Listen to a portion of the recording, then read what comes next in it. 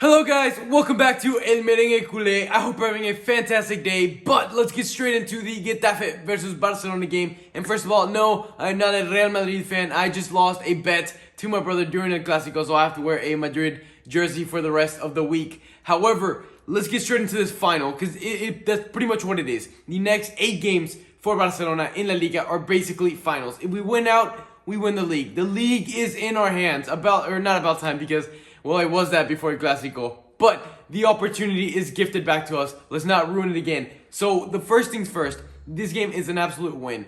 Another thing, Messi and the young cannot afford to get yellow cards, or because they're in their 4th yellow card, so if they get one more, they'll miss out on the next game. Now, Getafe is actually fighting for their life right now, fighting that relegation battle. They managed to take points off Real Madrid. Let's not suffer the same fate. I'll see you at halftime. I'm talking about the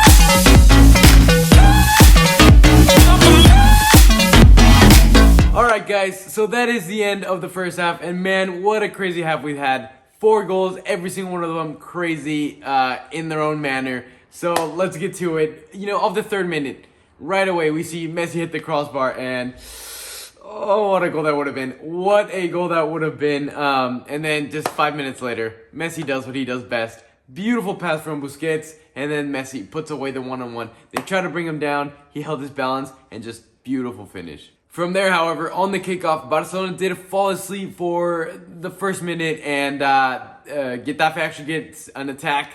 Mingueza is there to block it and gets injured temporarily. While he's injured, we're playing with 10 men while we're waiting to see if he comes back or not. And Getafe managed to 2v1 the left-hand side, or our right-hand side, wherever Mingueza is supposed to be. Sergio Roberto couldn't handle it, and they actually do manage to get a goal via Lenglet's own goal. Oh, it is just unlucky from Lenglet. I mean, there's nothing you can do. I don't expect them to get to that. Let's talk a little bit more about Lenglet. He picked up a yellow card, which frankly never should have been a yellow card. He tries to move out of the way. The player sticks his hand out to make contact with him. The ref gives it a yellow. It is what it is. From there, I noticed that the passing looked very good, and at times it got a little bit stale, but I'm very hesitant to say this because as soon as I was writing it down, I was like, okay, look, the passing it's looking nice, but it's getting a little stale. And then Barcelona pulls a long ball, or they pull a penetrating ball. So I actually want to highlight that as a positive.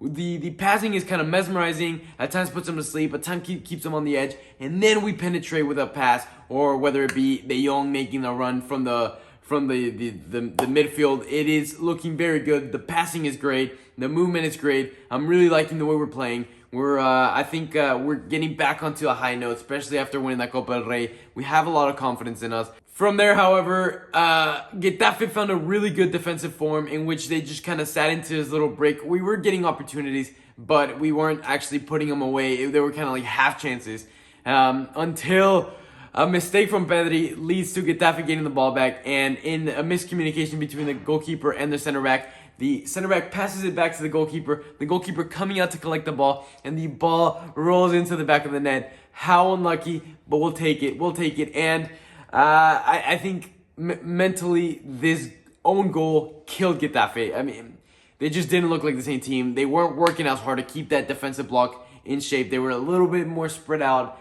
and I don't think it was due to a change of tactics from Getafe. It was rather just like they just ran out of hope, ran out of energy. And well, the half was not over yet. Leo Messi gets a shot, does a 1-2 off the post because he doesn't need teammates, and puts it away with his left foot with no angle. Again, another beautiful goal.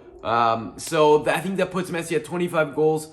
So Benzema got 2 goals yesterday. Messi gets 2 goals today. He's like, nah, man, get back. You're not getting this Pichichi trophy from me. And just a little fact I want to throw at you before I see you at the end of the game is the fact that Messi has 25 goals, and Getafe overall this season has 22 goals. So with that, I'll see you in the end of the game. What a weird half we just had.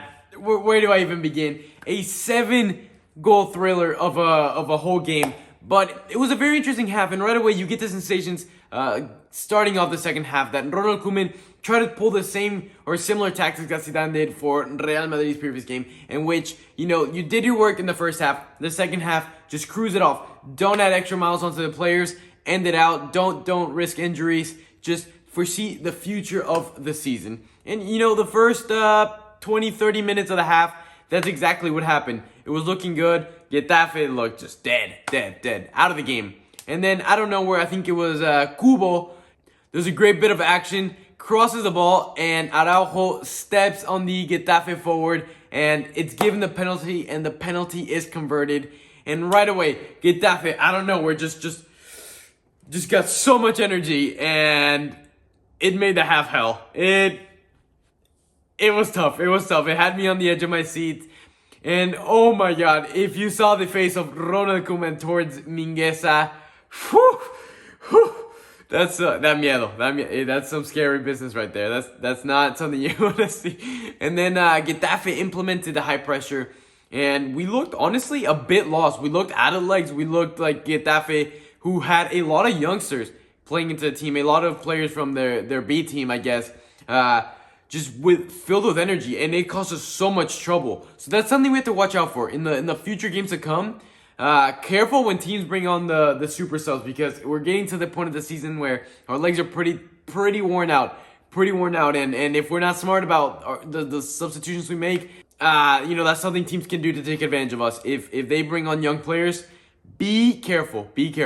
And I mean, yes, merit to Getafe for turning on the batteries as soon as they got their goal, but I kind of want to aim the finger a little bit at Ronald Koeman. I think he made a little bit too many subs, switched too many players around. I mean, who knows how many different positions the young played: outside back, center back, midfielder.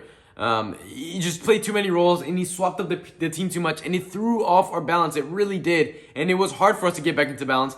And then I even remembered when we were, I think it was 3-2. Griezmann plays a blind pass back, to the center backs, gets intercepted, and that gave me a heart attack. Luckily, it didn't result to anything. And as the clock kept on ticking down, the nerves for me got higher and higher and higher until, you know what else got higher? Ronald Araujo leaps up off a corner and heads it into the back of the net. And oh, that smile. Vamos Barca! Vamos Barca! That goal. That was a good goal. That relieved so much tension from me. I love the celebration, pointing at the badge. That's the type of player we want. That's a good player right there. And from there, Getafe died.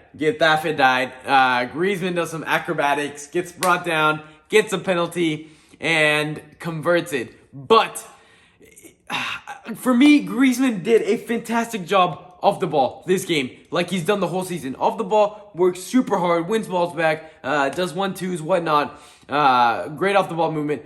But he never dribbles. You never see him on the ball. I mean, what did you think of his game? I don't think he had a bad game. I wouldn't classify this game as bad at all, but he's invisible. Unless you're clearly looking out for what he does off the ball, Griezmann is invisible. And, well, that PK that he took was this close from getting saved, but it was a hell of a PK from Griezmann, and just imagine the scenes if he misses that. But great job. So that's one of my questions for you. Like, what do you think of Griezmann's performance? Like, again, I don't think it was bad at all, but it leaves me with some questions. It really does. However, on the other hand, De Jong, for me, not man of the match. It has to be given to Messi because of what he did numbers wise. But De Jong is a player that enables the whole team. When you see him in the back line, not really feeding passes to the attack, not creating those penetrating runs. And yes, granted, we were already in the mood to chill the game out. But, I mean, Barcelona struggled a lot more getting into the attack, getting into good attacking opportunities. Because you see Trincao making good runs. He's a fast player. He's young. He can dribble the ball. You see him a lot more than Griezmann on the ball. But anyways, that's a part for the point. Like, you do see Barcelona getting to the box, but not with the same amount of numbers, not with the same amount of fierceness as when De Jong is in the midfield and is able to join into that attack. And guys, to wrap up the video, in the bottom corner, as I was watching the game, all throughout the game, I saw a little Champions League ball, and it said, earn it. I don't want to comment too much on it, but I just want to throw that out there. Guys, if you enjoyed the video, hit a big thumbs up. Don't forget to hit that subscribe button and the notification bell on. 7-goal thriller. We got to watch a hell of a game and a hell of a performance for Barcelona. And as always, guys, Visca Barca!